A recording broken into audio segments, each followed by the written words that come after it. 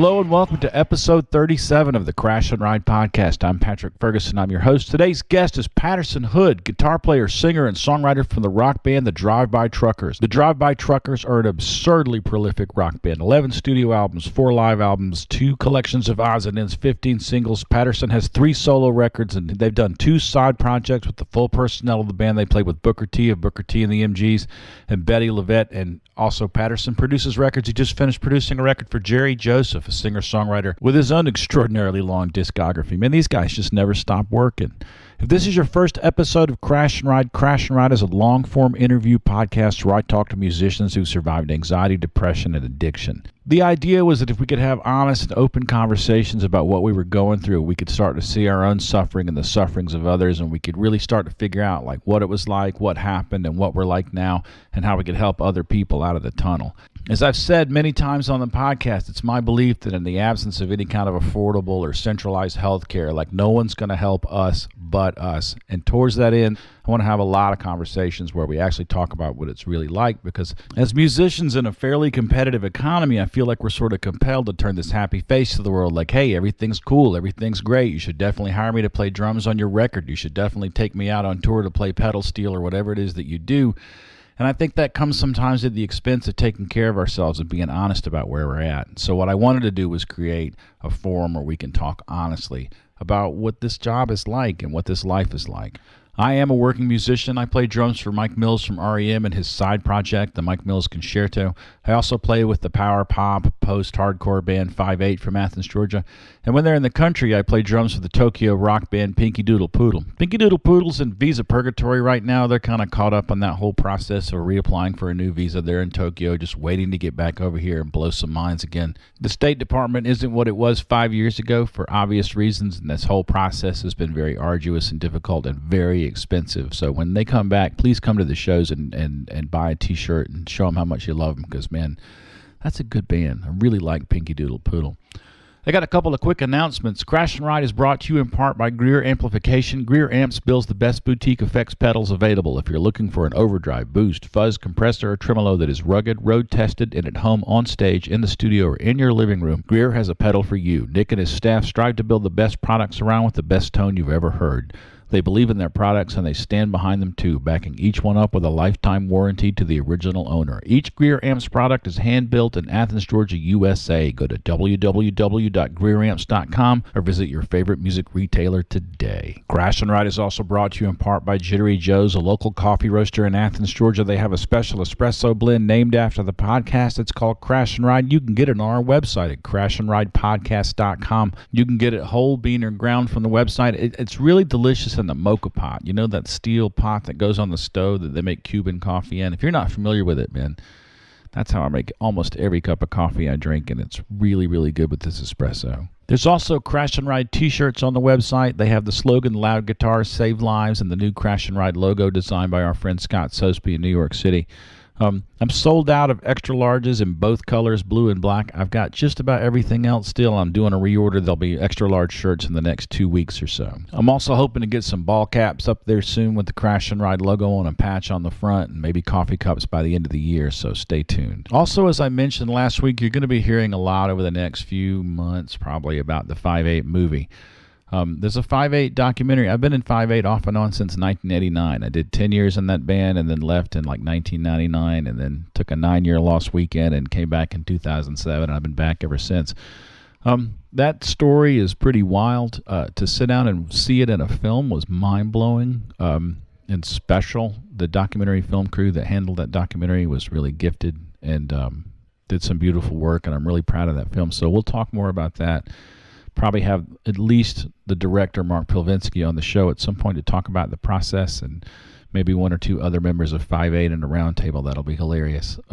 It's been submitted to debut at this year's South by Southwest Festival in March, so maybe we can all sit down and watch it together. I'd be thrilled if you could see it with us. Okay, this week's guest is Patterson Hood. This week has been a little crazy for me. My wife's directing Macbeth at a college that's like 2 hours from our house, and so she's been out for rehearsals, and we had that private screening for just the members of the band and the filmmakers on the 5/8 film, which was very intimate and special, but also like it was hard to pull an episode together this week. I didn't have any time to really plan, and then at the last minute, Patterson was like, hey, you want to do that thing? And I was like, oh, hell yeah, man. So I called Patterson at his home in Portland, Oregon. He doesn't live in Athens anymore. He lives in Portland. And he was sort of pacing around his kitchen and out to the porch and back while we talked. And you can hear sometimes the wind chimes on his porch ringing in the background, which I thought was really nice. And I had to edit him out, calling his dog in keep from biting the postman. It was like this is a little peek into Patterson's home life. And we talked about like the sort of urgency he felt as like getting his first real record out in his mid-30s and feeling like, man, I've got no time to get this done. And therefore, like, just this explosion of work and how prolific he's been and how much they've toured, but also the toll that's taken on his personal life and his relationships and lost friends and lost loves and lost opportunities and lost band members. And, man, there's a lot in this interview, and I'm really proud of it. Also, Patterson has been a longtime supporter of Nuci Space, and if you're a listener of this podcast, you know how much I also support Nuci Space. So we talked about that some, too. We also talked about the deaths of some people that were really close to the band and how Patterson's coped with that. So I think it's a pretty good interview. Let's jump on our interview with Patterson Hood.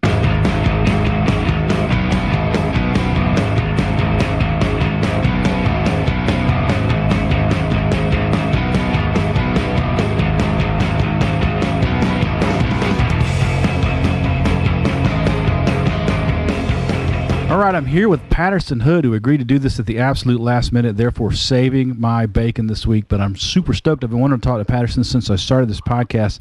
Patterson is the lead singer, guitar player, and one of the principal songwriters of the Drive-By Truckers.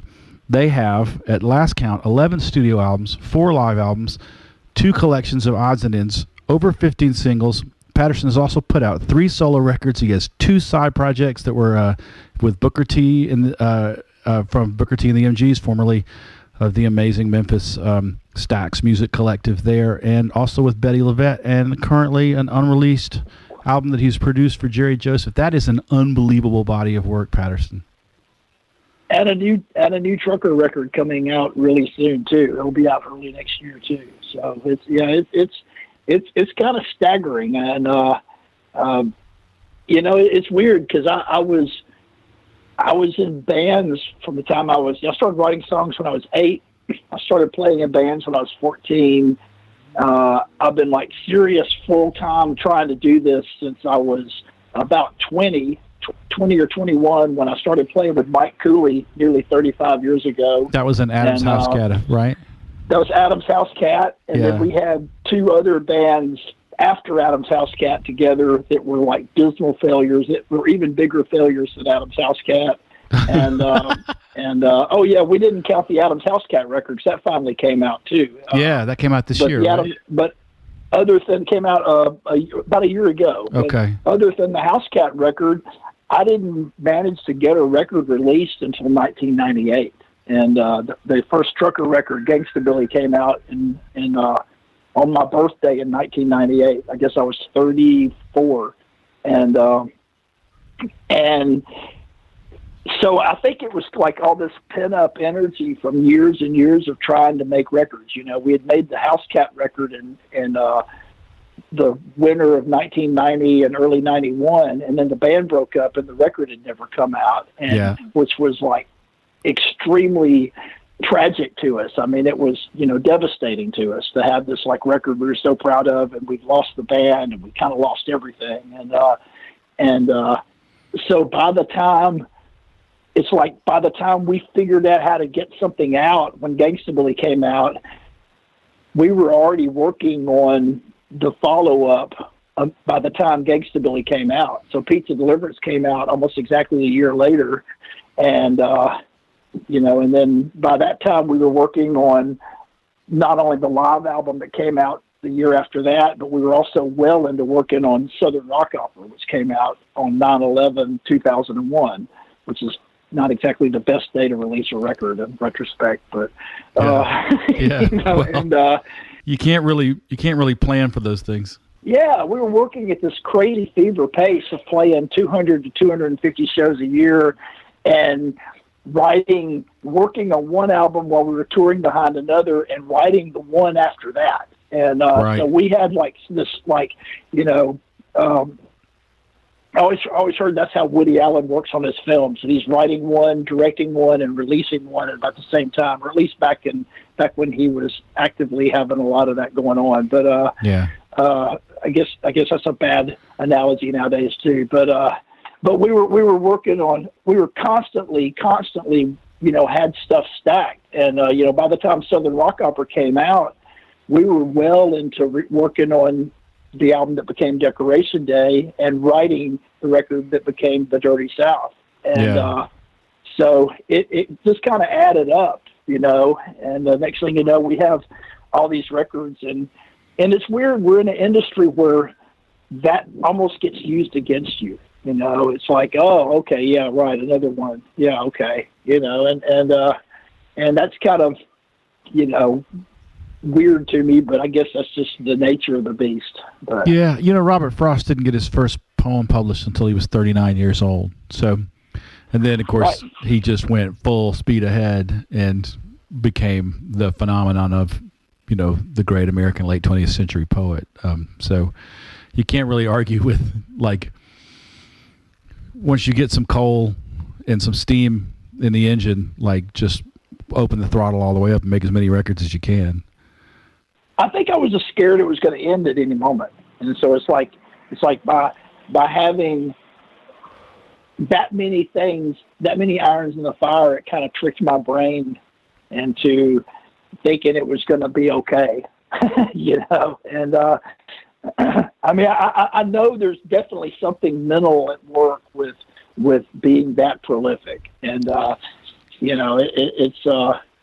it's not really in any other shape or form or fashion, probably a smart thing to do. To work that hard? Yeah. It's kind of nuts.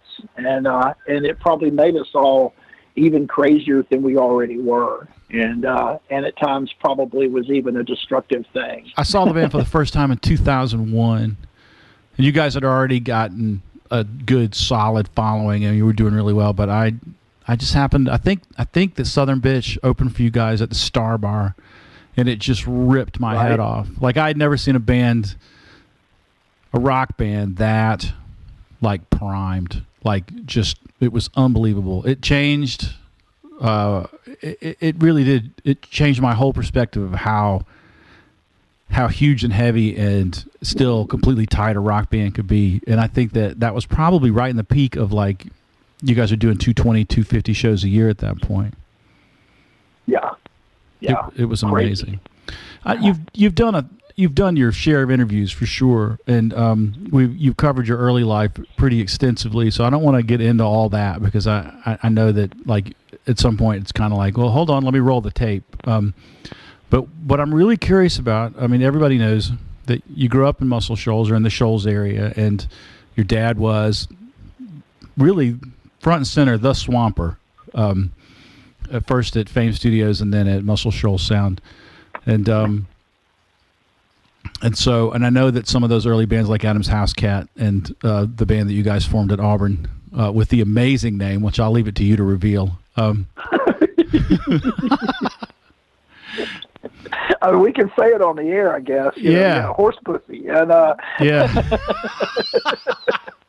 A lot of that, it's my perception of that. It was an attempt to sort of be something separate and different from your dad's legacy. And you talked recently in that great write-up for The Bitter Southerner about one of the Swampers passing, about how even though your dad and his buddies were the coolest, like, guys, like, dad played bass for Aretha Franklin. Like, how much cooler can a human being be? They were still dads, and they still had expectations.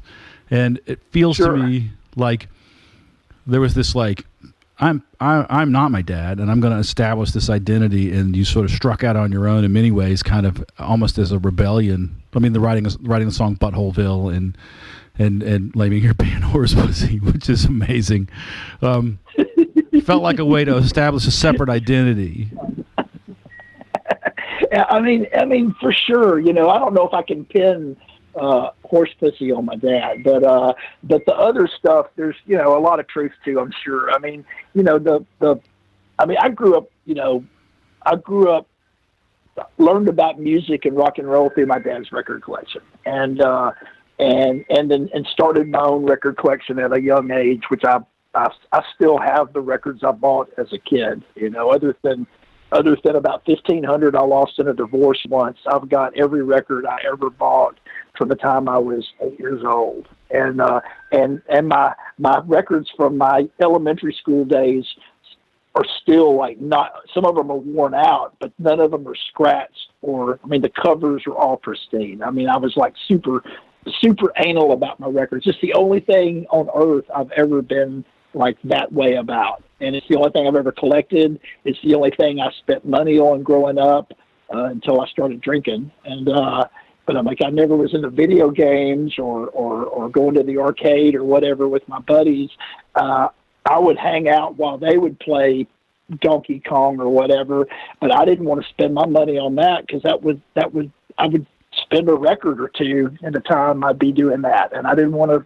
I'd rather buy the record. And my first job was at a record store in the mall, and my take home pay basically was buying records, and other than putting gas in my car, every other bit of it went into records, and so I've always been fanatical about that. But when I was in junior high school, it's when punk rock happened, or at least when I became aware of it. And so that was like the first time that my collection and his collection separated and kind of, became two different things. And then all of a sudden, I was buying the stuff that he thought was terrible. And and Adam's House Cat was influenced by that. Adam's House Cat, we likened ourselves as a punk band, although the handful of people who were into punk rock in my hometown didn't necessarily consider us that way because we didn't look at part. We didn't look like a punk band was supposed to look. We didn't look, we were too rebellious to even to wear the uniform. I guess, we didn't, and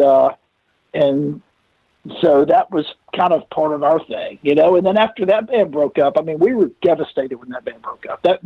The breakup of that band, I consider that to be, definitely one of the defining things in my life. And I know I speak for all four of us, one of whom is passed on. And, and I'll go to my grave thinking that, John's passing on at least wasn't helped by the breakup of the band. I don't know, I'm not gonna pin it on it, but it certainly didn't help things with that. When did he pass on? He died in 1999. He died right after Pizza Deliverance came out, and so and he committed suicide, and oh man. And so, it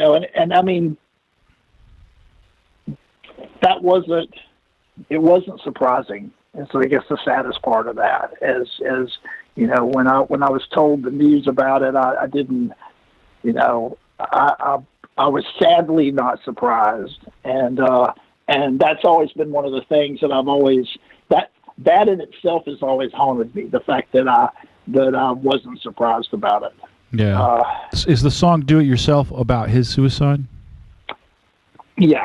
And I didn't talk about that for a long time, but yeah, it is. And and I don't necessarily agree with all the sentiments in that song. That was that song was written with a little bit of anger and frustration at him, and I don't, I'm older and wiser now, and I feel like there's, mental health, there's more to it than your personal choice. And, and so I'm not gonna, I'm not as personally,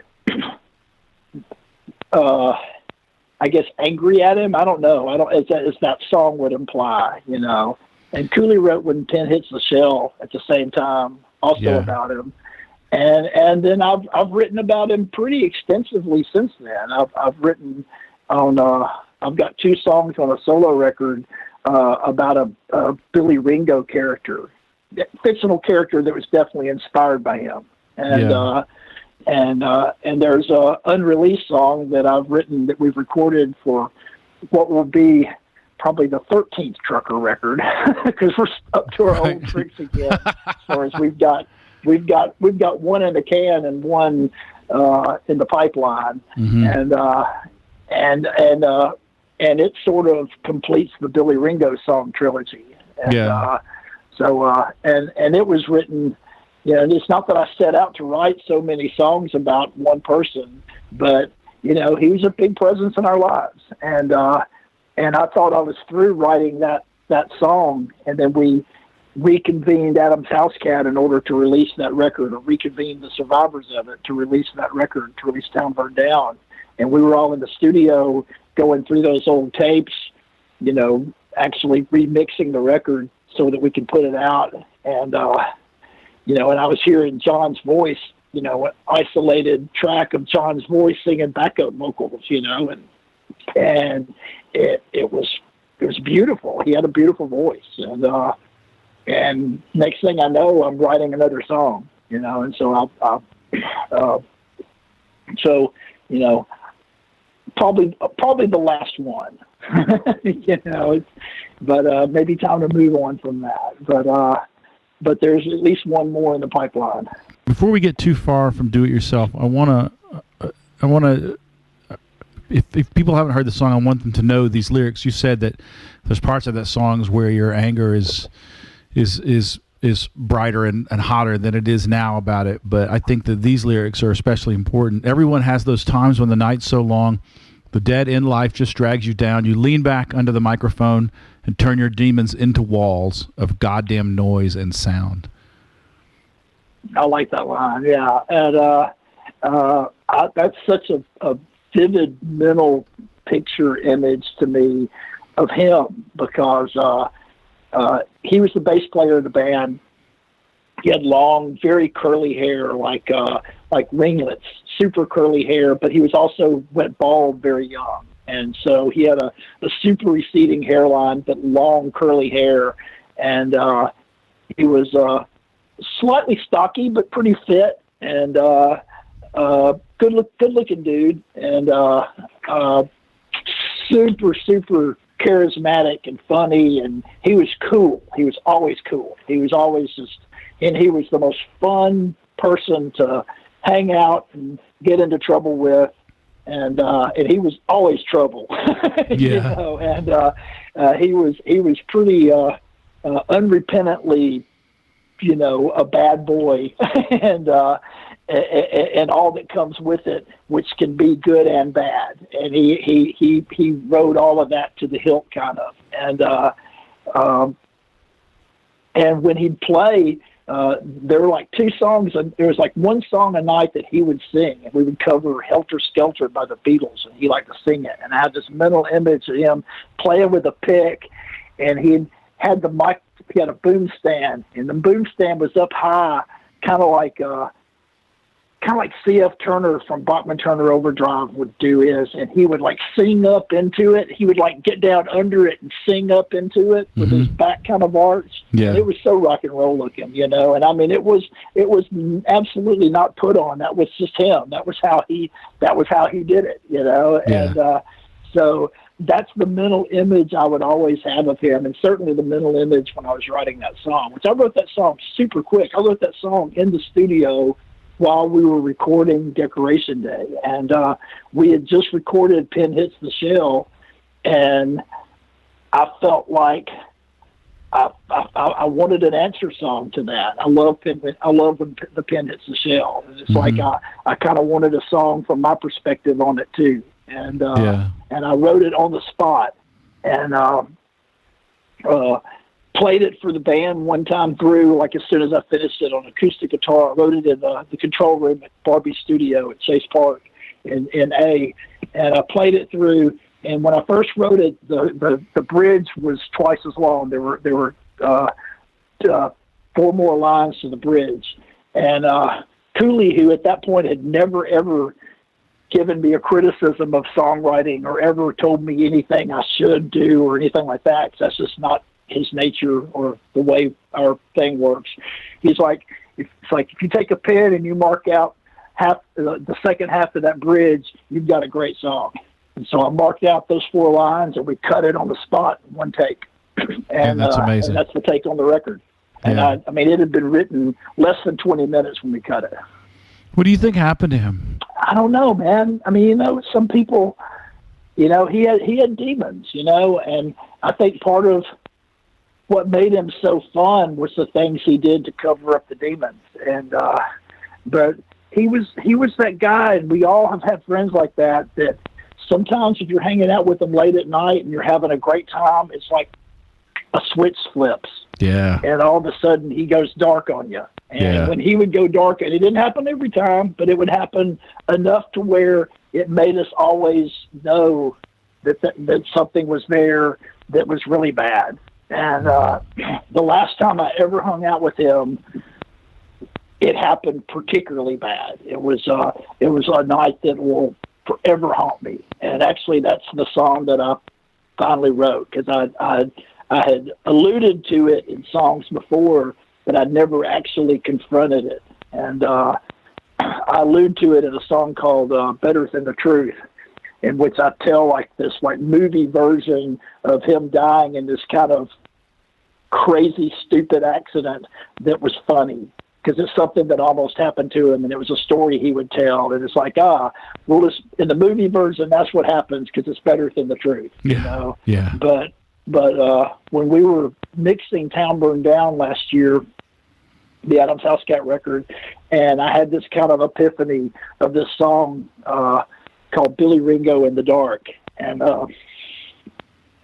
so before I knew it, I'd written it. And I wrote it super, super fast. So it was, again, at Chase Park in Barbie's studio. And I went over into the new lounge he had built, right. outside of B. And, right. And I sat there and I wrote it in probably 15 minutes. I mean, I wrote it super, super quick. And after I wrote it, I realized, well, I guess I've told that story now. It's like, it's a little more, a little more there, I guess. And so maybe now I can move on from it. Is your process always that fast? These bursts of intense creativity? It is when it's at its best. It is. Most of the good ones come that way. Yeah. Put it that way. I mean, there's songs I'll labor on for years and years, and I may never get it where I like it. Or I may labor on it for years and years and then write a totally different song about the same thing and get it right that time that I write quick. But generally quick.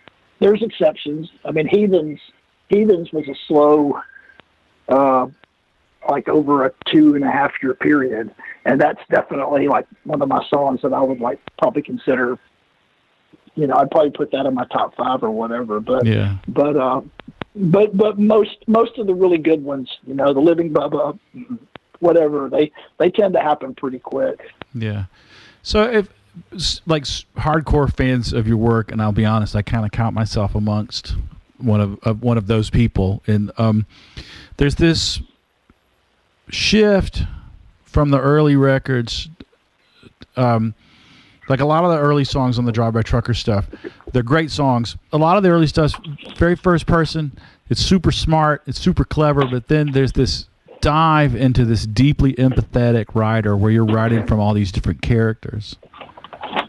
And right, was that a way for you to explore different aspects of your personality, or were they just situations where you just got taken with someone else's viewpoint? Yeah, I think to some point there was a matter of, well, I've written so much about me, I'm kind of boring. I'm not that interesting, I mean, a lot of the early trucker songs were first person from this almost fictional me. It wasn't really me, It was the character that that Cooley calls, when Cooley calls me Buford, it was kind of that character, not to be mistaken for the Buford Pusser songs, which is another character that I've wrote some songs about, but that's a different Buford. There's a lot of Bufords in the South, but yeah.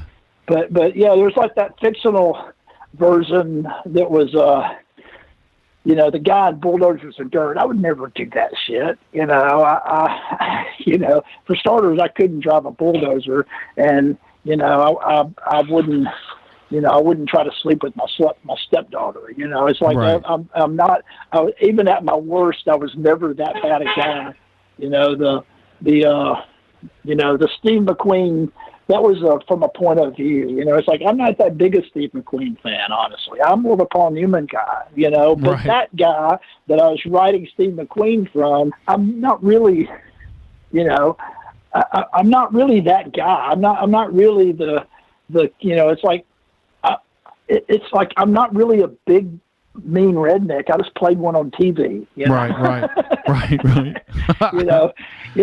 I'm Southern. I've got the accent. That's all real. But I grew up amongst all that, and I wanted to write songs from this point of view without being condescending to it, of people who were kind of fuck ups and kind of did some shitty stuff, and humanize it without trying to excuse it or say it's okay. I wanted to humanize it, which, is a slippery slope. And some people really think that's a bad thing to do, but I don't. I still think it's a good thing to do. I'm a Randy Newman fan. Randy Newman wrote songs from some horrific people's point of view. Yeah. And, hell, his Putin song is fucking brilliant. It's like, I love that shit. And so I spent a number of years where it's like, well, I'm bored with my shit because my shit's just not that interesting, writing from these other points of view. And then occasionally would throw in something that's like fiercely personal, like the Billy Ringo songs, or, my solo record, Heat Lightning Rumbles in the Distances, extremely personal stuff about my family. And, a lot of the stuff on my solo records tends to be that way. But a lot of trucker stuff is, there's certainly parts of me in all of it, I guess, or else I wouldn't be able to write it. But I'm not necessarily that person, Well, there's a lot of compassion there, right? Like, you're writing these songs about these characters. Some of them are fairly ignoble and low down, but like there's no judgment there. Like, you're not putting yourself above these characters. Like, I feel like it's almost like a Flannery O'Connor exploration. I think their actions speak for themselves, and it's for the listeners to judge. I'm not excusing it. I'm not by not passing judgment. I'm also not saying it's okay. I'm just telling the story from their point of view and trying to humanize it, because humans are messy.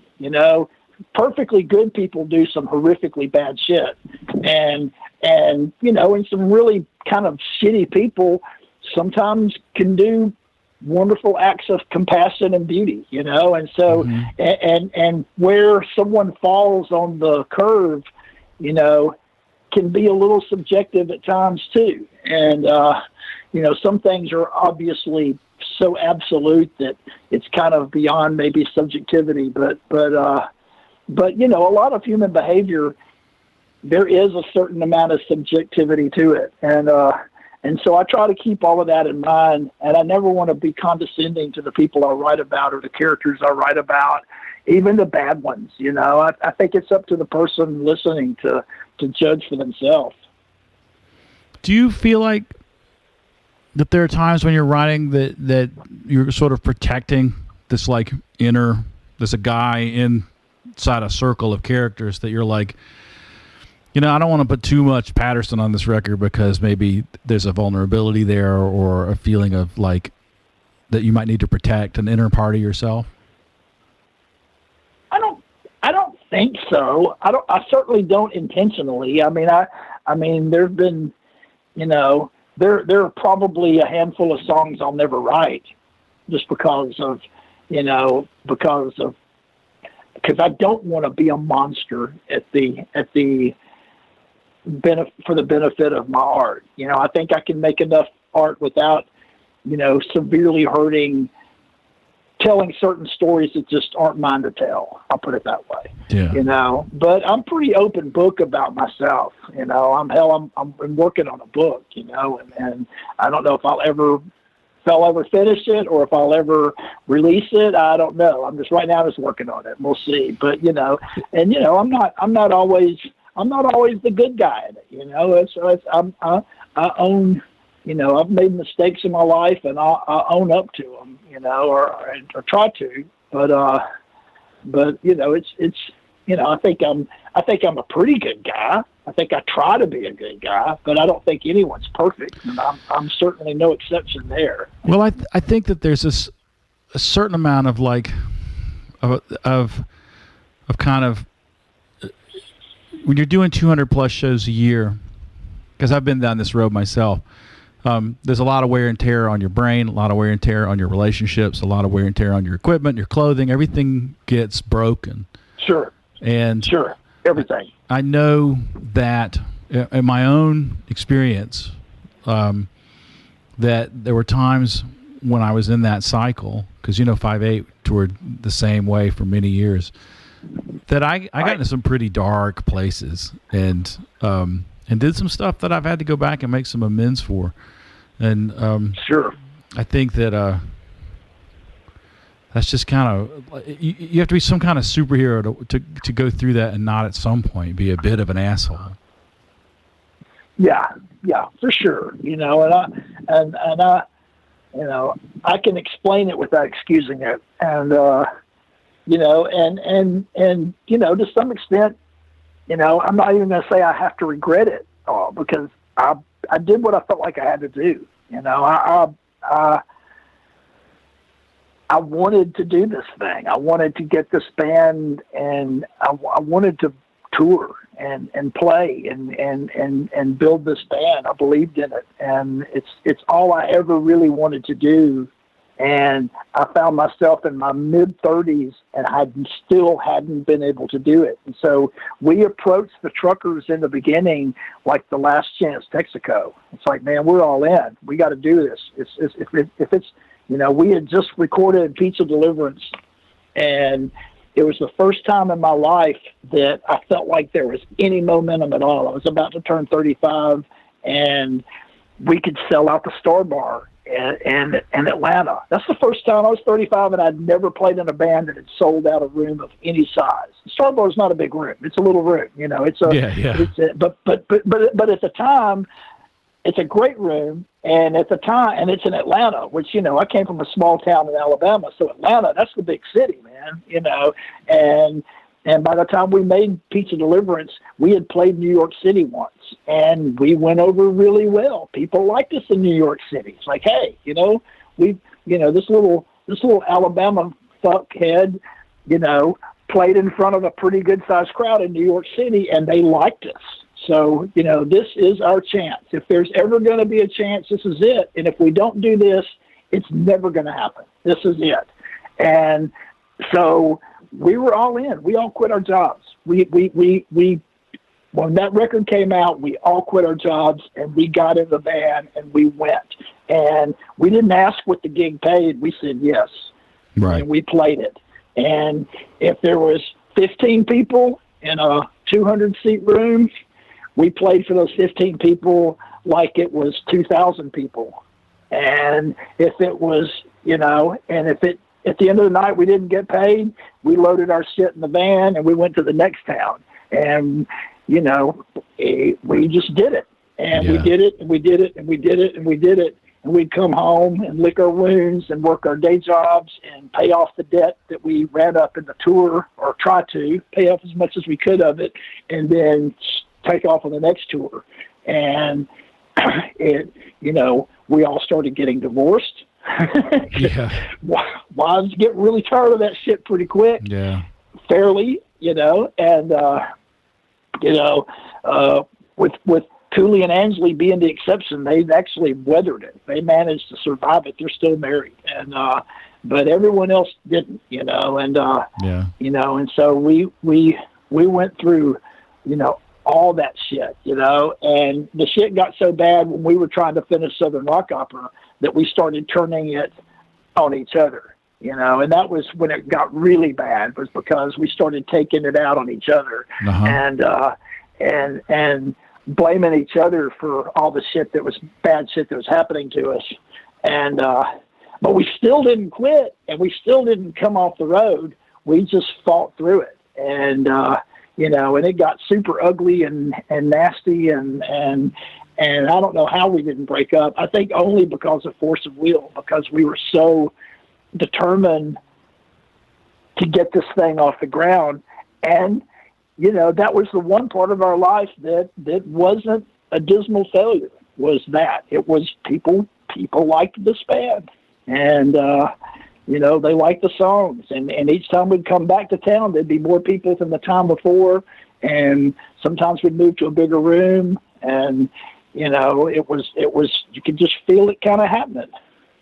It seems like it wasn't long after that I was in the studio at the same time you guys were. I was just passing through Chase Park, and Cooley had a guitar there that had just been smashed. And I said, that was Decoration Day. That was an accident. He didn't smash it on purpose. Okay. That was actually my guitar that he accidentally broke. Oh man. And okay. That was just a drunken mistake. That's not to say he didn't smash some guitars, because he threw part of one at me on stage one night. And if he hadn't been so drunk, he probably would have knocked me out. But he was so drunk he missed. And or as he put it, I threw it at the wrong damn one of you. And but that was in Cleveland, and that show, we call that show the Cleveland Steamer. Yeah, yeah. 5/8 had a couple of those for sure. We never came to blows. Yep. Well, anyway, we never came to blows that we're willing to talk about publicly. But I feel like, and it's just because I sort of know you guys, and we've been in the venues together and stuff. It seems like you guys have moved past some of that kind of the sort of free floating rage of the Southern rock opera era where things could explode at any minute. It seems like you guys are sort of settling into a little bit better place these days. Well, I hope our show's not boring, but we've become a little more boring personally, I think, probably fortunately. We're all parents, we all got kids, and we're pretty focused on keeping our shit together at this point, and we all get along well. We don't fight anymore, and we all actually like each other even. And that's always a bonus. It is. It's great, and things are real good with the band. We're really into, Cooley one time used to say, nothing's more boring than a band that's just in it for the music. But that's probably what we've become in a lot of ways. I mean, it's including him, and he might take a swing at me yet for me saying that. But there's no shortage of shit to write about and to be pissed off about and to rock about and whatever. You guys have endured some really profound losses. Outside of, every band that tours endures the loss of certain relationships and loss of opportunities and just the passage of time. I sat through a screening of the new 5/8 movie that you were so eloquent and kind in, and I really appreciate that. But we had a little screening for the band yesterday, and I was looking at old pictures of myself thinking, man, where's that kid now? But right. In addition to that, though, you guys lost Craig Leesky, and we've already talked about the suicide of your bandmate from Adam's House Cat, and I wonder how you've managed to cope with that, because those were really close, loving, and personal relationships. Absolutely. We've buried 4 crew people, and that's a staggering number to me. Because we don't have that big. It's not like we have a huge entourage, and we've lost 4, and and it's plus former members we played with John being one, and a guy named Chris Quillen who was another who was in a car accident, and right around the time we started the Truckers, and he was actually supposed to be in the Truckers, and about 2 weeks before the actual official beginning of the band, because our first day as a band was a recording session, and the people who were at that session were basically became the original lineup of the band. And he was supposed to be part of that session, and he was killed in a car wreck. And, you know, I mean, and of course, now we're getting older. We're getting that age now where, you know, it all ramps up. You know, I can remember when my dad was my age, which my dad was a teenager when I was born. So, I still think of him as a much younger person than I guess he actually is. But when he was my age, him saying, you know, it's like, I'm going to more and more funerals all of a sudden. You know, it's like, you know, and it's like those rites of passage that as you age into and through. You know, it's like all of a sudden all your friends are getting married. All of a sudden all your friends are having kids. All of a sudden all your friends are getting divorced. Then there's the next one, you know. Yeah. And if you're a musician, you hit that one a little bit earlier because musicians don't live as long.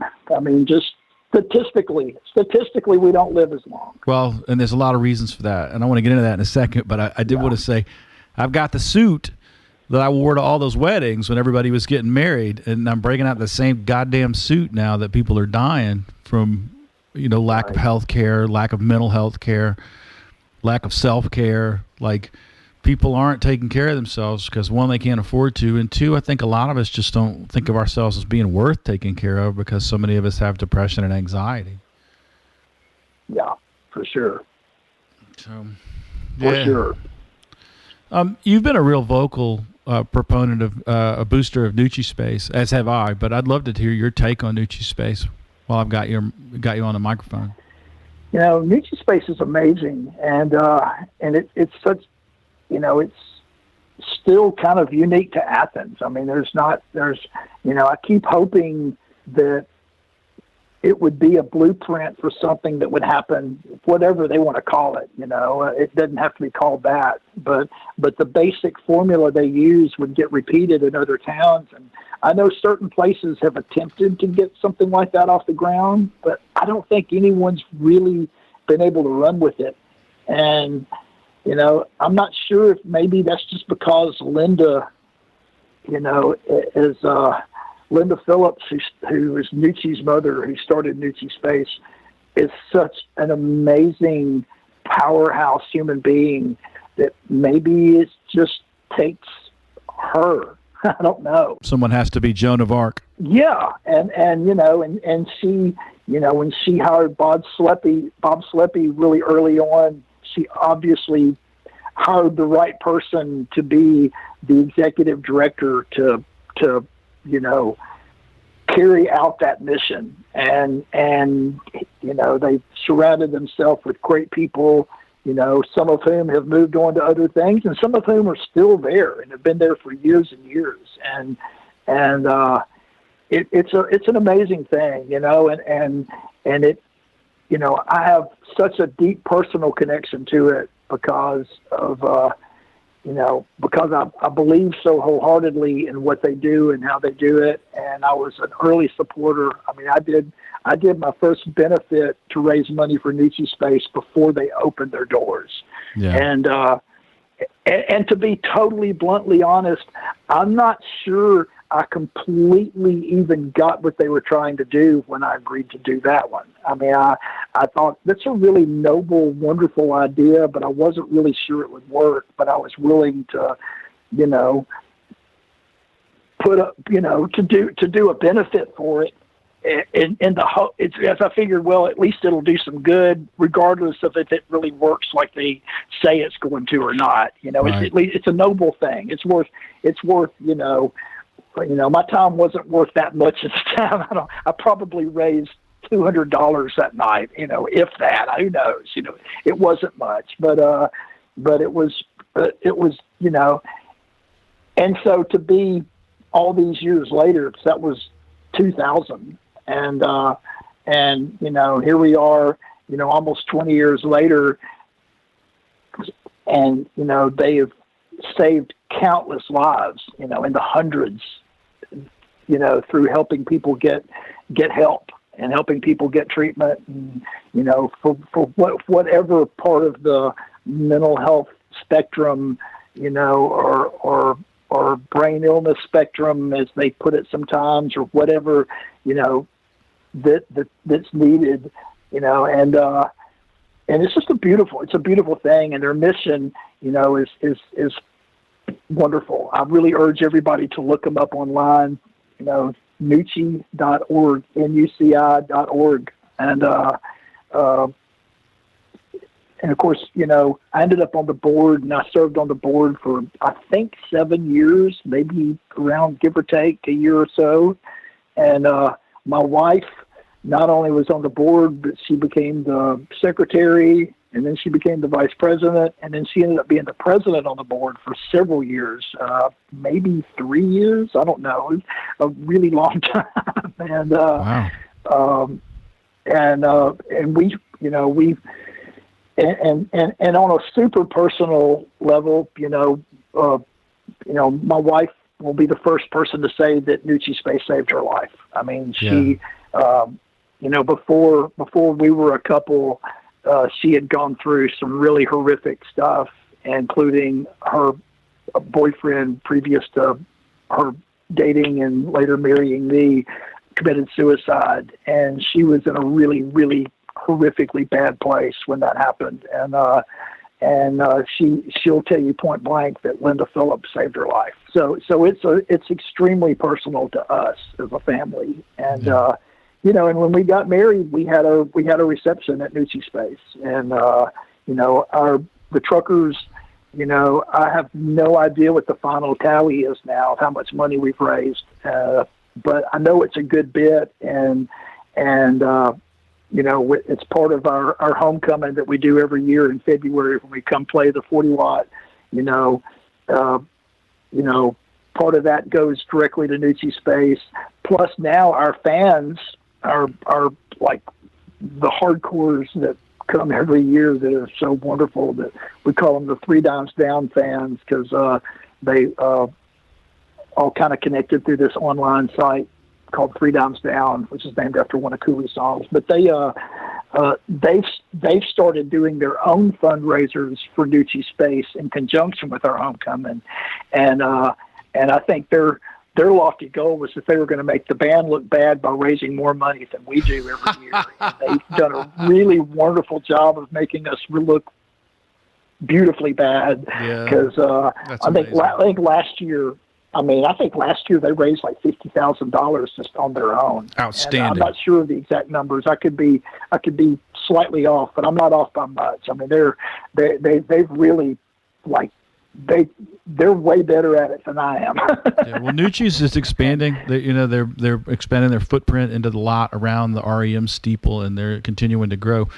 Sheil Patel from Tiger Bomb Media, which is a local promotions and publicity company here in Athens, is compiling a national list of mental health resources around the country for musicians. And so, if you're listening and you're at all interested in that, make sure you follow Sheil on Twitter at his Tiger Bomb Media account. And also, I've become aware of this organization, Backline, that is a mental health resource for musicians that is just sprung up just recently. And I'm going to have someone from that program on a show the next couple of weeks, just doing a sort of services show. Where are they based?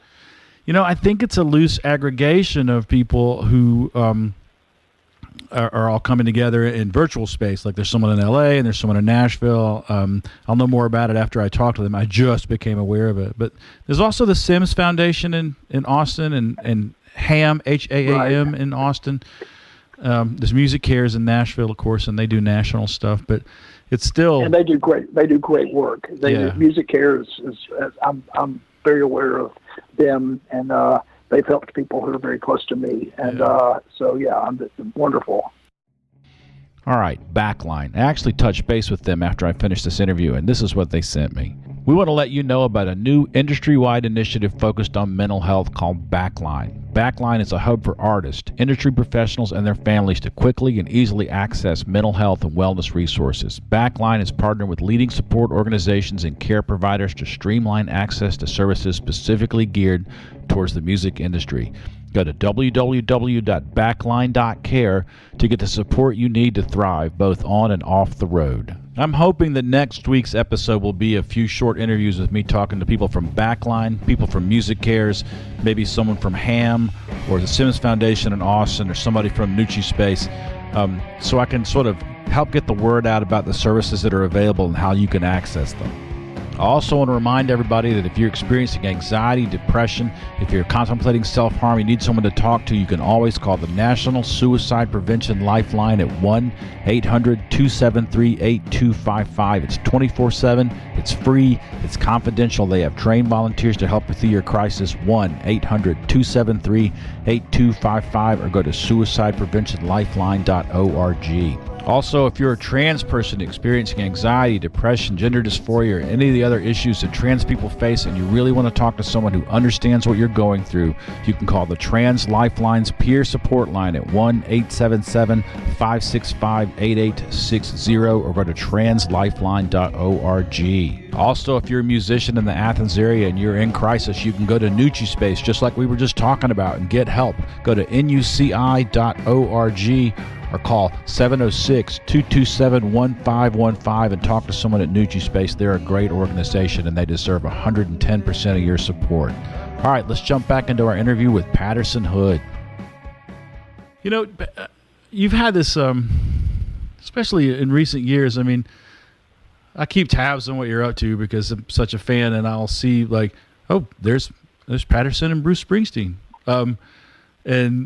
You know, and of course with Booker T and Betty LaVette, like you're number one, always working. Number two, always turning in, you know, like committed performances. And number three, like you've got a fairly high profile these days. But I wonder, like, you know, when you're like away from the band and the lights and all that, like what personally brings you joy these days? Like, what do you focus on to kind of stay grounded and stay whole? I mean, I've got my kids and my wife and kids, you know, and we, you know, in our life here, we live in, you know, I moved to Oregon 4 years ago, four and a half years ago. And which, you know, was extremely hard. You know, moving your family cross country is brutal. And I don't really recommend it as far as that goes. If I'd been smart enough to not totally underestimate how hard it would be, I never would have done it. But I'm at the same time I say that, I also want to say that I'm thankful that I was so ignorant, and because I'm glad I did it. I'm glad I'm here, you know, and we survived it somehow, and we've come out kind of the other side, and things are really good. So I'm glad to be here, and you know, but there's so you know, I've got those things, and I mean, you know, I certainly do deal with some depression and some issues from time to time that flare up, you know, and I've never been totally diagnosed, but I'm probably a little bipolar, I guess. I don't know. I'm probably ADHD as hell, I imagine. I've certainly, you know, spent time, you know,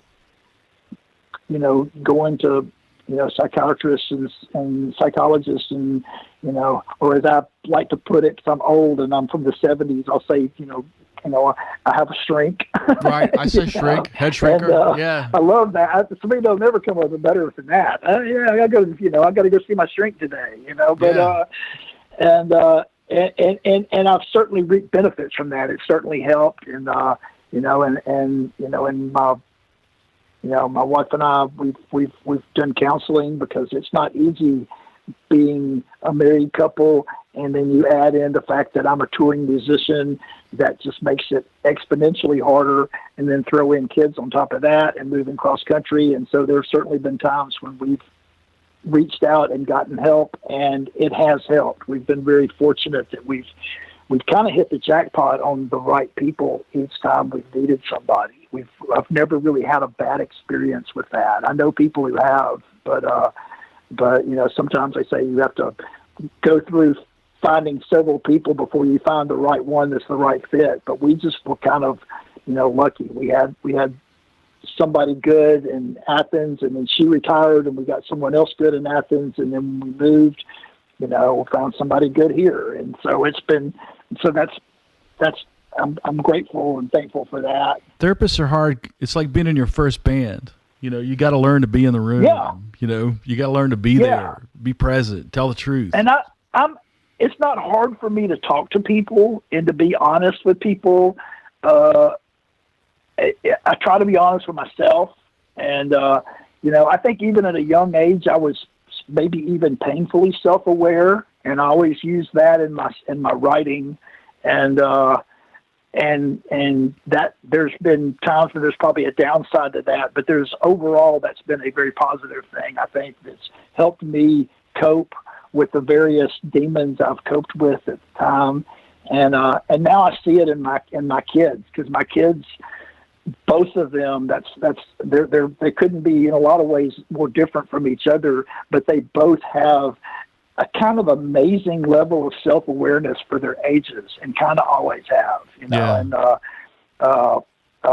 my youngest one used to really amaze me sometimes when he was 7 or 8, and he went through some really tough times himself, and he would say the most just profoundly spot on things about his condition. It's like, good God, you're 7 and you just said that. How did you figure that out? That's amazing to me, And my brain just won't leave me alone. It won't let me sleep. It's like, what? And really, Right. Okay, I can see that for sure. But the fact that you're aware of that you can put it in those words at 7 is pretty amazing to me, Right. And so there's that. My job gives me joy. I love my job. Mm-hmm. I've been writing this thing where I've been kind of delving through the past a little bit, and it amazes me how lousy some of the times were, and we kept going because we had this to prove, or this to finish, or this to do, or whatever. But once we fixed all that and kind of came out the other side of that, all of a sudden it's like, once we got it right, which was like, it took a long time. We're talking like the last 7 or 8 years of a 35-year thing. It's amazing. Just how now that nothing's broken, how fun that is, and even when it's hard and tough, and we get burned out or grumpy or having a bumpy this or that, it's still so fun. And that's great. Yeah. So I usually wind these things up with 10 questions that are sort of based loosely on the Bernard Pivot questions they use at the end of Inside the Actor Studio. Of course, my questions are nothing like that, but they're similar, at least in that they're very personal. If you're up for that, we can jump into that. Okay. All right. First question. What is your fondest memory that you have of a meal that you've had? Of a meal? Yeah. I've got a photograph of a band meal one night. So this is the first one that comes to mind, so I'll just go with that one. And you mentioned Craig Liskey earlier, who worked for our band for 7 years and was one of my best friends. We were all really close to him. And before he worked for us, I used to work for him because he was a manager at the 40 Watt back when I worked there. And so he was my boss. And then later on, he came and worked for us. And we had a really special friendship, and he passed away rather suddenly. He had a heart attack during one of our homecoming weekends in 2013, and we all got invited to have dinner at this restaurant that had just opened that went on to become a really big deal, called Husk in Charleston, South Carolina. And the chef who opened it, Sean Brock, became like a celebrity chef. And I mean, he's won like numerous James Beard Awards and every imaginable award. But he had just opened this place and invited us all for a dinner on an off night in Charleston. And there's this picture of us all sitting around that table eating just all this amazing food. And I was sitting next to Craig. And so that's the one that just popped in my head as the quick answer, because it was just a special one. Have you seen the video of Sean and Anthony Bourdain? Oh, and Anthony Bourdain at Waffle House. Oh my God, yeah. I laughed so hard I cried the first time I saw that, and then I watched it again after Anthony Bourdain, and I cried after he died. I watched it and cried all over again. Yeah, I took his really hard. As far as people that I never met who died, he and I guess I sort of met Tom Petty. I don't know if I kind of didn't meet Tom Petty, but those were the two that I really took maybe the hardest of like celebrity deaths. And we toured with Tom Petty, but I never really met him. Everyone in the band met him but me. And but I took that one really hard. But Bourdain, it's like, God, it really, and I was going through a dark time anyway. I was going through a pretty depressed time, and him dying is like, good God Almighty, like this guy, it's beating him, and he had like the coolest job in the world, and it's like, what the, Yeah, sometime when we have got our feet up on a hotel balcony rail or something and we got some time, I'm going to talk more about Anthony Bourdain. I have a lot of feelings about that. This guy was really important to me. He's his suicide is one of the reasons I started this podcast, because I just couldn't get my head around it. So I still struggle with that one. Yeah. What second question? What's the most afraid you've ever been? Afraid? Frightened. Like what was the most frightened you've ever been? Wow. I don't know. As a kid, I was always scared. I was scared of everything. And it kind of just got where I just refused to, I kind of fight through it. And, I have things that I have fears, but I don't really allow myself to be afraid that often. I'm probably overlooking like a really obvious answer just because I've put it out of my mind, because I'm so focused on not being afraid that I, therefore, when I get asked point blank and have to conjure up an answer, it's buried somewhere. So I'm not even sure. I mean, obviously it's not like I'm some total badass or anything, because I'm probably still scared of everything. I'm just so trained to put that in its box and keep that box locked. So I probably have to, it'll probably pop in my head. It'll wake me up at 4 a.m. and go, I know the answer to that question. Yeah. Well, I did a survey of my listeners recently, because like I want the show to be as good for them as it is for me. And I said, how would you change the show? And more than one of them, I think maybe 5 or 10 of them were like, let's do some follow-up, like let listeners send follow-up questions, and then we'll do follow-up interviews, like just like one hit, like call Patterson back and ask him if he figured out what he, like that kind of thing, So you may get another call from me. Okay. All right. Third question. Of all the things that you've lost in your life, what is the thing that you regret losing the most?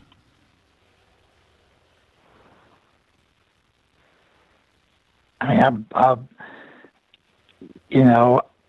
regret any time I've lost a friendship. I'm close to most of the people that I've ever been close to. Even former girlfriends, or and one of my ex-wives and I are still friends. I've had 2, and the other one we're not friends. I'm okay with that too. But generally, my high school girlfriend and I are still friends. I generally, there's some there's one former band member, I wish I was still friends with Earl. Earl and I were really, really close friends, and he was in the band. He produced us before he was in the band. He produced Pizza Deliverance and Alabama Ass Whipping, and then he, basically produced Southern Rock Opera, even though he refused to credit on it, and was by that time in the band. So he said, "It's like, I'm in the band. I don't want to credit," but he did. A record wouldn't have happened if it wasn't for Earl, and things got. We were on the road too much, and things got weird, and things got kind of dark, and the road doesn't agree with everybody, and I don't think it agreed with him in some pretty profound ways, and it ended up breaking. It broke the bonds we had as bandmates and as friendship, and when we parted ways from the band, he never spoke to me again, and I hate that. I hate that. I would love to still be friends with him. I love Earl. I'll always love Earl, and so that would be, that's the honest first answer that comes to my mind. And because I definitely think about that, because that's the, I'm friendly with all the other former band members. There's a lot of former Drive-By Truckers. I mean, we had a lot of personnel changes through the years. It was kind of a joke that we would never, if we put out 2 records with the same lineup, then you knew something was about to happen, And I say that with an end point to it, because we've had this exact lineup almost 8 years now, and I would love to see this be the lineup I play with for the rest of my life, and for the rest of this band. But I don't ever see it changing, and I hope I'm right on that. But I'm knocking on wood for you. Yeah, but prior to that, it was there was a lot. But I'm friendly with everybody. Even the ones that were bitter breakups at the time. A little time passed and we're okay. I mean, God, Jason Isbell and I are super close, and that was a really painful breakup, awful breakup. But we're that's decades ago now, it seems like, and we're super close. He's a dear friend, and I'm friends with Shauna, and I think I'm friends with Neff. I hope so, and so but the Earl thing, that will always bother me, because I love Earl, and I hate that. Yeah. And I've never talked about that. I've never talked about it in an interview. So, yeah. But it's true. Yeah. Tell me about a time you received an act of kindness from a stranger. Oh God, more than I can count. I mean, touring, if your life depends on acts of kindness from strangers, I mean, how many people let us sleep on their floor, and sometimes would fix you breakfast in the next morning, Yeah. Sometimes not, but I mean, it's not an expectation, but when it happens, it's like, oh my God, they're making pancakes. Yeah. I was on a solo run out in Texas in 2001, and my car just died, and I had to get home. And so a guy from the band Slobberbone, Jess, the guitar player in that band, sold me. He had just inherited a car from his grandmother or somebody, and he had an old Impala that he wasn't even really planning on selling, but he sold it to me cheap so that I had something to drive to get home. And then it broke down on me halfway to Muscle Shoals from Dallas. And, some guy just pulled up at the convenience store where I was basically stopped and helped patch the car up enough to get me home. I have no idea who he was. Sure appreciate it. I mean, just on and on and on. People, I've got a good one, a better one even. Bands always have horror stories about playing New York the first time or second time or whatever. And our band, we always had this like beautiful love affair with playing New York. We never had the bad stories that other bands had about playing New York, except the one time we played CBGB's, which we've been playing New York for several years by that point. And we did this show at CBGB's and had the entire cliche happen. I mean, we got the terrible slot, and we were treated like crap, and we got gypped on the pay, and then we came out and our van had been broken into, and we didn't have any gear in the van because we were on stage, but they took just whatever they could find, including my backpack, which was full of notebooks of songs. Back then I wrote everything on notepads, and I had all the songs that later became the Decoration Day album and the Dirty South record were all in that backpack, and it was all stolen. And I didn't know any of those yet, and I was fucking devastated, man. And about 2 weeks later, out of the blue, we got a phone call, and had a phone number, I guess, written on those notepads, and someone had found them and tracked down the number, got in touch with me, and the next time we played in New York, brought the notebooks back to me. That's amazing. Yeah, that's New York amazing. City, they were like the one bad experience we had in New York had that as a happy ending. I've got fucking goosebumps from that story. He said he was walking down the sidewalk and found a stack of notebooks sitting there on the sidewalk. Whoever stole the backpack, I guess, opened it a few blocks away. Was like, oh, what's this shit? Threw it down, kept the backpack, and kept going, and just threw them down. Someone found them and goes, oh man, this looks like this is something that probably means something to somebody, and went to the trouble to track me down and brought them to Brownies. We played Brownies the next time we were in town, which is where we usually played, which I loved Brownies. And we were playing Brownies, and he brought me my notebooks. I bought him drinks all night, and he didn't even want me to buy him a drink. I mean, he didn't want any appreciation for it. He was just like, "Oh no, I did the right thing. I didn't do this." I offered him a reward. It's like, "Man, I'll give you anything you want." He's like, "No." And finally, he let me buy him a beer, and I think I talked him into letting me buy him another drink or something. But I mean, that was it. And I wrote down his name because I was going to thank him on the record, and I lost it. Goddamn road, man. I lost it. And I would still love to like run into the guy and thank him again, you know. Yeah. But yeah. All right, what's your favorite place to gig? I mean, the Fillmore is pretty awesome. 40 watts, you know, of course, home. There's always the 40 watts home, but the Fillmore and the 930 Club in D.C., which is the polar opposite awesome club of the Fillmore. They're like, the Fillmore and the 930 are like equally great in the opposite ways. You know, what the Fillmore's got chandeliers and velvet curtains and all this crazy history.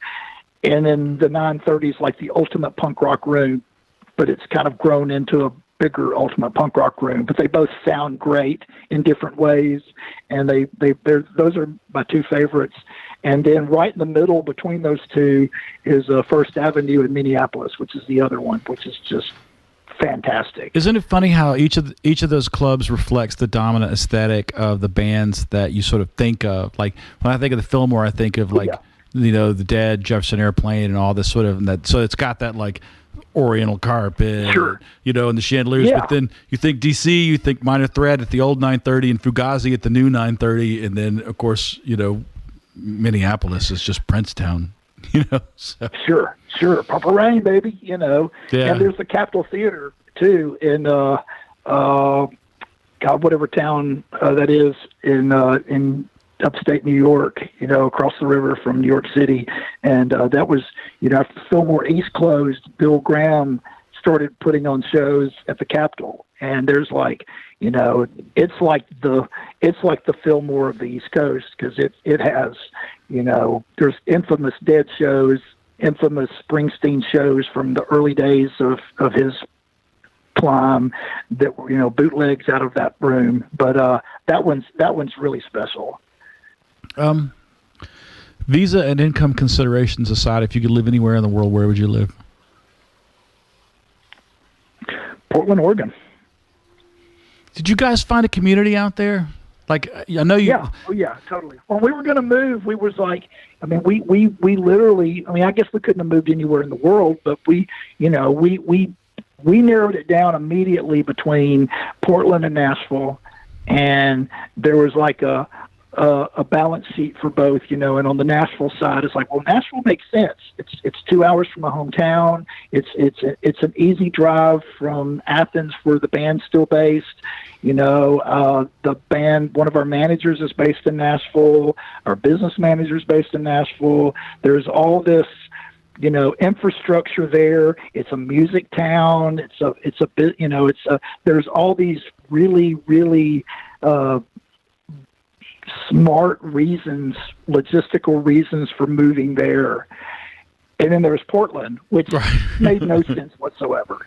But Portland was the one that made our hearts go pitter-pat. Yeah. It's like I never thought about Nashville, and my heart never raced when I thought about living in Nashville. I never drove into Nashville and, someday I'm going to live in Nashville. It was never that kind of thing. I love Nashville. I love going there. I love playing the ramen. That one's on that A+ list, the ramen, Right. hell yeah, and we're lucky. We get to play that place. It's incredible. And, and I've got tons of friends there. I love Nashville, but Portland has Mount Hood and the way the river looks that runs right downtown, right through downtown, when the sun sets, the way downtown reflects on the river when you're driving down I-5, it's just like, I tear up thinking about it. It's so beautiful. I guess I'd move to a town if there was a Mount Ferguson there.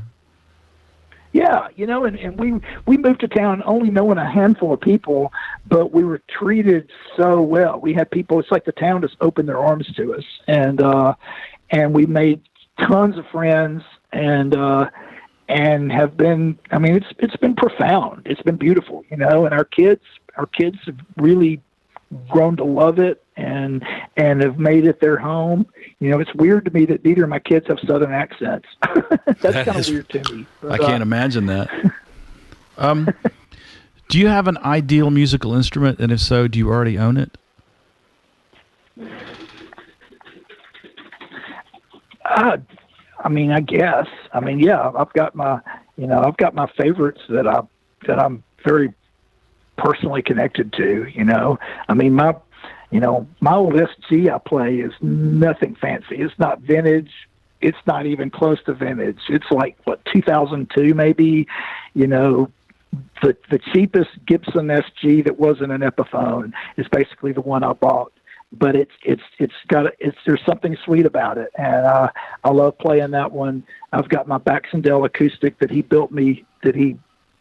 hand built for me, studying the way I hold my hand and the way I play.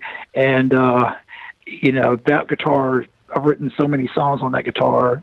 And then I've got my old Gene Autry guitar that Scott Baxendale rebuilt for me and turned into, that's probably my very favorite guitar to play. And, and I've got a 69 Les Paul Gold Top that I love, and I don't play it that often because it weighs so much. It makes my back hurt if I play it more than a few songs a night. But it's a special guitar. Your SG got P90s or humbuckers? P90s. I'm a big fan. P90. Wait. Those are mini humbuckers. Is that what they call mini humbuckers? No. P90 is a single. I don't know. Single coil, big magnet pickup. The humbuckers, they've got a little noise reduction in them, but the P90s are loud and noisy and grotty, and I love it. I think they're mini humbuckers. It's the Les Paul Deluxe? That's what they call it. I think that's what it is. I don't know. I'm so not tech savvy. I'm like the least tech savvy guitar player. I've got my tone that I spent 30 years figuring out how to do, that I'm figuring out how to dial in, and then once I figured it out, that's my tone, and I got it, and I know how to do it. I can dial it in on rental amps if I need to, but I have my rig where I can turn it on and it just comes out of it. Yeah. And but I'm the polar opposite of the super tech savvy musician guy. I think that a lot of that is that you guys were touring 200 plus shows a year, 250 shows a year. You're not sitting at a desk at a job being like, what I want? I want to get this guitar with this neck radius and this body style. And you can disappear down a rabbit hole of gear worship, or you can go out and play. And I'm not being judgmental. I know that I didn't give a shit about what plies of wood were on a drum set until I had a day job that kept me from playing music. And then I was like, so what is in a 60s Ludwig drum that makes it sound so much better? And I just went way down that rabbit hole overnight and have been there ever since. But when I'm playing a lot, I don't care. It's like I'm not obsessing about it. It's like Have you lost an instrument to either theft or pawn or just needing to sell it to make money that you desperately wish you could get back? Yeah, I had an old guitar that was Adam's House Cat. It was an ESP, their version of the Strat, basically, and there was nothing, I guess, special about it, but I liked it. I pawned it. I lost. I lost everything after that band was over. I was, so, I went through a lot of bad times, and so I basically, I held on to just enough to where I could keep playing, but I basically hawked everything back in those days. But no, nothing I lose sleep about. Yeah. I'm not really all that into, my material wants are pretty modest, honestly. I hold on a second. What? Kitchen. Yeah, I'm ready to have a kitchen. My wife has interjected. We need a kitchen, but we've lived in a house without a kitchen for 3 years. But we're working on that. Yeah, we have a temporary kitchen. We're building a kitchen as we speak. But but I don't really, I'm not, I don't really give much of a shit about stuff. Yeah. If you could be a guest, if you could sit in with a band on one song. Is there one, what's the song that you would just love to sit in with somebody on? Oh God. Well, tonight I'm going to play with Booker T. Jones tonight. Oh, so hell yeah. That counts, honestly. Yeah. I can't, there's, I had a dream list of people I would have loved to have produced, and, my number one on that list was Bobby Womack. I really, really had a decades-long desire to make a record on him. And, of course, he's gone now, so it didn't happen. The other one would be Tom T. Hall. I would love to have produced a Tom T. Hall record. He's still alive, but he's retired, and he's super retired. I did get to meet him. He actually was really sweet to me. I met him at an Americana Awards thing in Nashville, and he came up to me and thanked me for covering his songs. I've covered 2 of his songs. No kidding. And I don't ever cover anybody's stuff. We don't do many covers, but I've actually recorded 2 of his songs in the past. I Pay No Attention to Alice is on my first solo record on Killers and Stars, and then the Truckers did a version of Mama Bake a Pie for some kind of a benefit record. I don't know what that record was. Something. I don't even know what it was a benefit for, but for something or another, we did that. And I couldn't believe it was even on his radar. But yeah, I always wanted to produce Jerry Joseph, and for like 25 years, I wanted to produce Jerry Joseph, and my rule on that was that he would have to ask me. I couldn't tell him, because it wouldn't work if I went to him and told him I wanted to produce him. The dynamic would be wrong. He'd have to come to me, and he finally did. Yeah, if it got tense, he'd be like, "This was your idea." Oh yeah. Oh, it'd be terrible. It'd be terrible. Yeah. He had to come to me, and he did. And so we made a record, which is going to come out next year, and it's fucking great. It's so good, and it's one of the coolest things I've ever been involved with. Man, I can't wait to hear it. I love playing with him. He's fun. He's fun to play with. But Booker T. Jones is playing in town tonight in Portland, and so I'm going to go sit in with him and do Potato Hole from the record we did together, and any chance I get to play with him is always just such an honor and such a treat. Yeah. And there's not much to follow, not much, I'm available if Neil or Bruce ever want to jam, I'll go wherever, but I don't, I'm not holding my breath. Although Neil plays on the Booker record with us. Really? We recorded our parts separately. He's the other guitar player. He's the only non-Drive-By Trucker member of that record besides Booker is Neil Young, and he plays guitar on all but one song on it. But they recorded his parts separately. And I had no idea. Now I got to go back and listen to it again. Yeah. All right, last question. If you could imagine a taxi that exists, so a magical taxi that can go anywhere in time or space, and you get into this taxi and you say to the driver, "Hey, man, take me home." Where is home?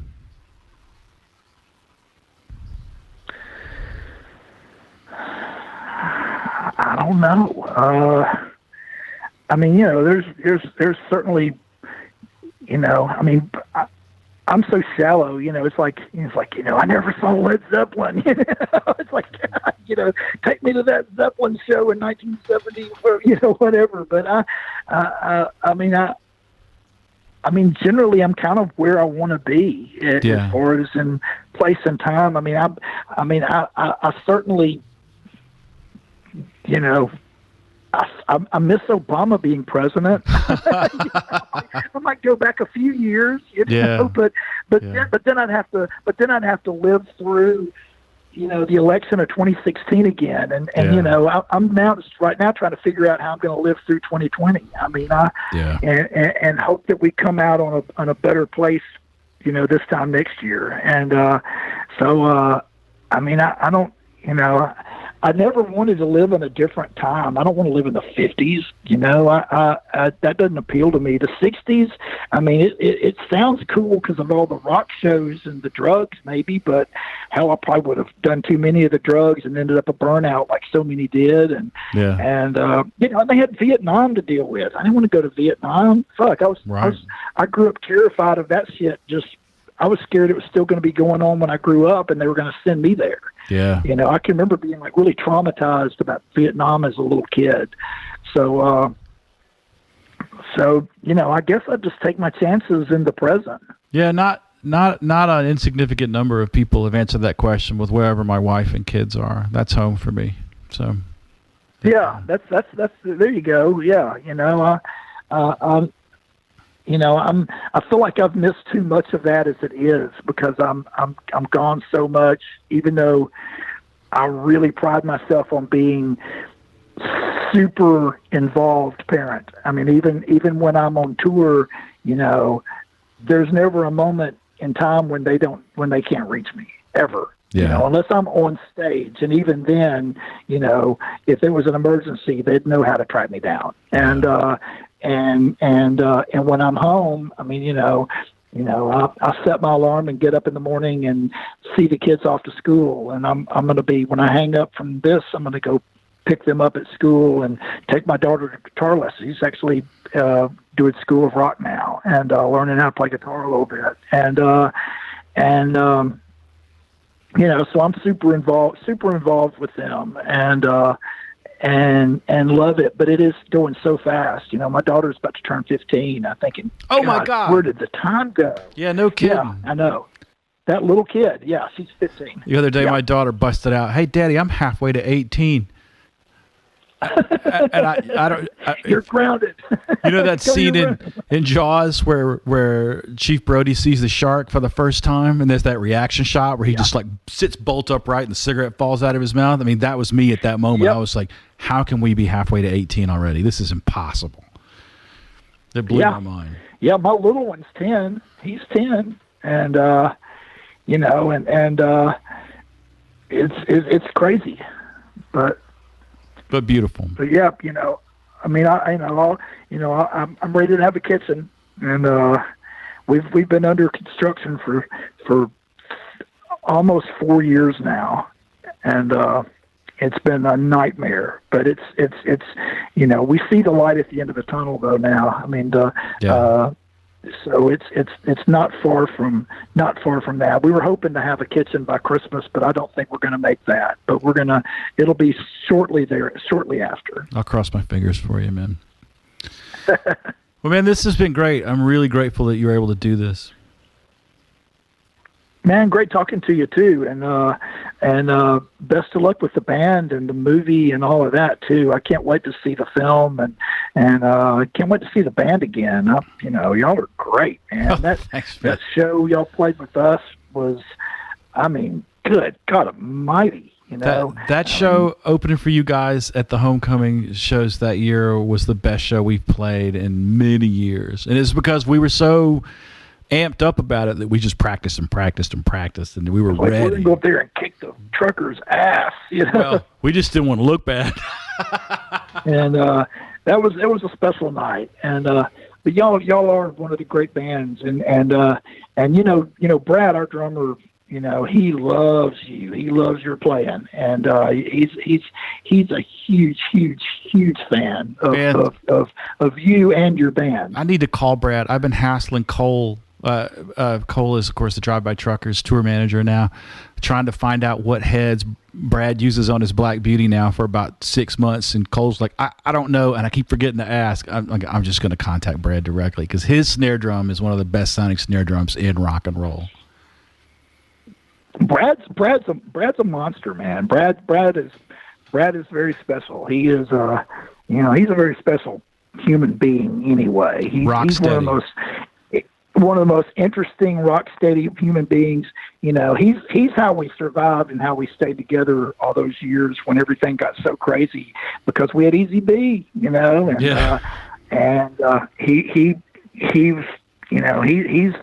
shit. I love that guy. Well, man, thank you so much. All right, man. Great talking to you. Yeah, I'll talk to you soon. Okay, take care.